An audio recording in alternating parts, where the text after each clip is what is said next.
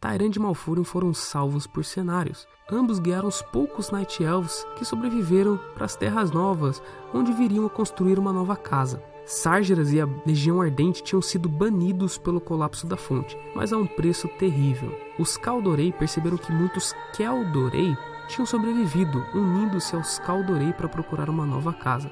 Muitos ficaram contentes ao descobrir que o Monte Hyjal e a floresta de Ashen Vale, a casa de Cenarius, tinham sobrevivido. Procurando uma casa nova, Malfurion e Kaldorei subiram a montanha ao chegar no vale. Encontraram um lago.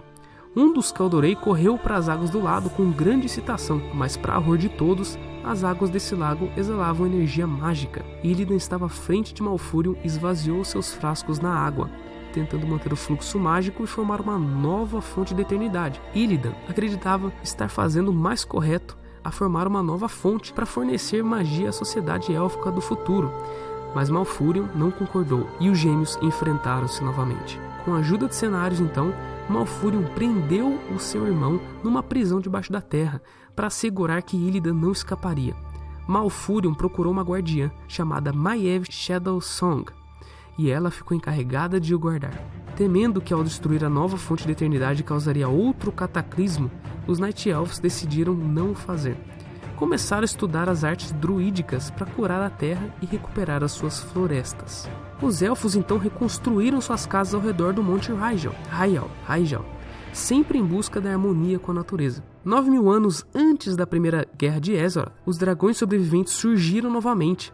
Alexstrasza, Ysera, Malygos e Nosdormu chegaram às terras dos druidas e se encontraram com Malfurion, que tinha se tornado Shan-Do, arquidruida. Malfurion recebeu os dragões e falou com eles sobre a nova fonte da eternidade.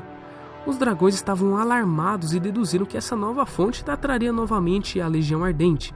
Malfurion e os 4 aspectos decidiram fazer algo, e os 4 dragões deram parte do poder deles para criar o Demon Soul, cujos poderes infligiriam dano à Legião Ardente no caso de um novo ataque. Porém, Neltharion, aquele que tinha enlouquecido e fugido, ele não cedeu nada do seu poder e permaneceu então como o mais poderoso dos dragões. Alexstrasza plantou uma semente no fundo da fonte.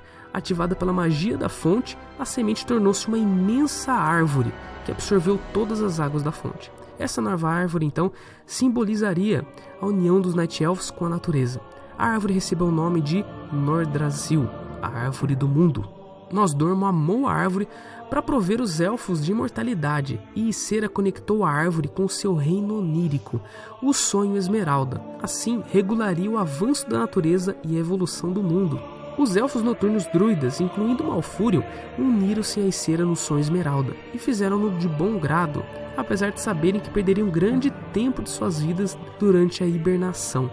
Para esclarecer uma coisa, o sonho Esmeralda é na verdade uma planta, um projeto de Azeroth, sem vida inteligente. Alguns dizem que ficaria uma dimensão paralela, uma espécie de backup do mundo se algum dia tudo viesse a ser destruído.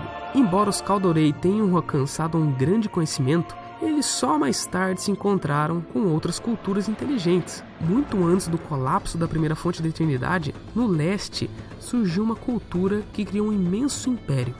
1000 anos antes dos Kaldorei aparecerem, 2 impérios enfrentaram-se. Existia 2 tribos, a tribo Gurubash e a tribo Amani, que construiu Zulaman nas terras do norte, onde seria depois Lordaeron. É suspeitado que ambas as espécies viveram no vale de Stranglethorn. Embora fossem todos Trolls, eles não se tratavam com muita condolência. Porém, tiveram que se unir contra os insetos do Império Aziakir, que destruíam tudo aquilo que não fosse insectoide. Finalmente, os insetos foram neutralizados em Anjou-Nerub para o norte e em Arikiraj para o sul. Que nomezinhos estranhos. Algumas tribos acharam a fonte da eternidade e usaram-na para próprios fins. É possível que os Kaldoreis descendam dessas tribos. Os elfos e os trolls enfrentaram-se várias vezes, mas no fim, os elfos expulsaram as tribos. Os trolls da floresta adoravam Hakar, um deus violento. Hakar exigia as almas das crianças troll. Ao saber disso, os trolls recusaram e pararam de adorá-lo, causando sua raiva. Só a tribo Atalai continuou a adorar Hakar. Por isso, os Gurubash expulsaram-nos e foram forçados a emigrar para o Pântano das Lamentações. Por isso, os Gurubash entraram numa guerra tribal. As tribos Skull Splitter e Dyke Spear lutaram até a morte pelo domínio. A superioridade dos Skull Splitter forçou os Dark Spear a abandonar o continente, e exilados foram para uma ilha do grande mar que eles habitavam dali em diante. Enquanto os elfos reconstruíam suas vidas ao redor do monte Hyjal, os Atalai continuaram com a adoração de Hakkar. Essa ameaça alertou Ysera, que enviou uma de suas crianças, Eranikos, para advertir do perigo, mas os feiticeiros Atalai estavam obstinados em invocar Hakkar. Então Ysera apareceu diante de Atalai e afundou a fortaleza deles, formando a Sepultura das Lágrimas. Hakkar vingou-se então, corrompendo Ysera com o seu poder. Os aspectos grandes, temendo perder outro dos seus irmãos, limitaram Ysera no sonho Esmeralda, para evitar que a corrupção se espalhasse. Os grandes aspectos pediram aos druidas que mergulhassem no sonho Esmeralda, pois Ysera necessitava de apoio. Entretanto, Neltharion usou a sua Demon Soul para destruir os dragões azuis. Malygos então estava só e sem herança. Assim, viajou para o gélido continente de Northrend e fez um cemitério para suas crianças, o Dragonblight. Malygos levou consigo Saphiron, o seu servo sobrevivente, e deu-lhe então a missão de vigiar o Dragonblight.